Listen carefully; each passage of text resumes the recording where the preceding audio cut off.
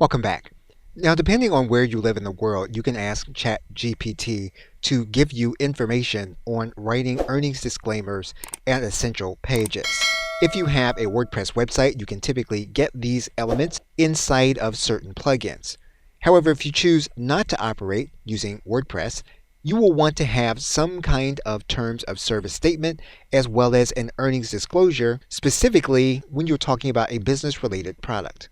What we're going to do is assume that the business selling this product exists within the United States and that we need to write an earnings disclaimer for this particular business and this particular product that we are selling. And we have our prompt. We are now going to click Enter. Now, anything that you get from ChatGPT should not be used in the place of legal advice.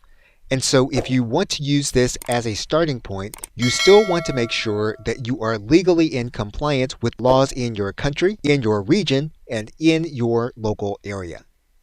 Okay, so with that, thanks, and I will see you in another video.